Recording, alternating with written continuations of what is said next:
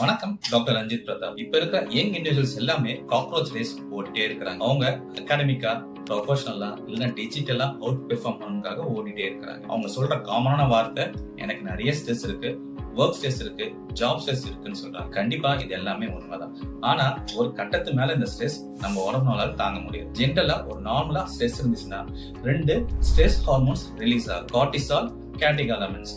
ஆனா கான்ஸ்டன்டா ஸ்ட்ரெஸ்லயே இருந்தனா இந்த 2 ஹார்மோனோட ஆக்ஷன் கண்டிப்பா அஃபெக்ட் ஆகும். அதனால ஏகப்பட்ட லைஃப் ஸ்டைல் டிசீஸ் வரும். இதுதான் ரொம்ப ரொம்ப முக்கியமான காரணம். டயபெட்டிஸ், ஹைப்பர் டென்ஷன், ஒபிசிட்டி, இல்லைன்னா கொலஸ்ட்ரால் லெவல் அதிகமா வரும். இந்த மாதிரி ஏகப்பட்ட ப்ராப்ளம். ஜென்ரலா பாத்தீங்கன்னா யங் இண்டிவிஜுவல்ஸ்ல ஒரு டயபெட்டிஸோ ஒரு ஹைப்பர் டென்ஷனோ வந்துருச்சுன்னா அவங்களோட குவாலிட்டி ஆஃப் லைஃப் காம்ப்ரமைஸ் தான் ஆகும். அவங்களோட social life, quality of life எல்லாமே காம்ப்ரமைஸ் பண்ற மாதிரி இருக்கும். யங் இண்டிவிஜுவல்ஸ்னால ப்ராப்பரா டயட் ஃபாலோ பண்ண முடியாது. அவங்களோட பிசிக்கல் ஆக்டிவிட்டி எல்லாமே கம்மியா இருக்கும். ரொம்ப செடென்டரியா இருப்பாங்க. அவங்களோட ஸ்ட்ரெஸ் லெவல் அதிகமா இருக்கும். அதே மாதிரி அவங்களோட ஸ்லீப் டிஸ்டர்பன்ஸ் அதிகமா இருக்கும். இது எல்லாமே இருந்துச்சுன்னா அவங்களுக்கு ஏகப்பட்ட காம்ப்ளிகேஷன்ஸ் வர வாய்ப்புகள் இருக்கு. ஸோ குறிப்பா யங் இண்டிவிஜுவல்ஸ் இதுவும் சின்ன வயசுலயே டயபெட்டிஸ், பிபி இல்ல கொலஸ்ட்ரால் லெவல் அதிகமா இருந்துச்சுன்னா ஒர்க் லைஃப் பேலன்ஸ் ரொம்ப முக்கியம். குறைஞ்சபட்சம் 7 to 9 hours தூங்குங்க. முடிஞ்ச அளவுக்கு வாக்கிங் போங்க. ப்ராப்பரான டயட் சாப்பிட்றதுக்கான பாருங்க.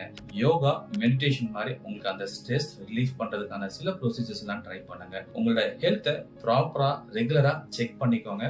சோ தட் காம்ப்ளிகேஷன்ஸ் நம்மளால தப்பிக்க முடியும்.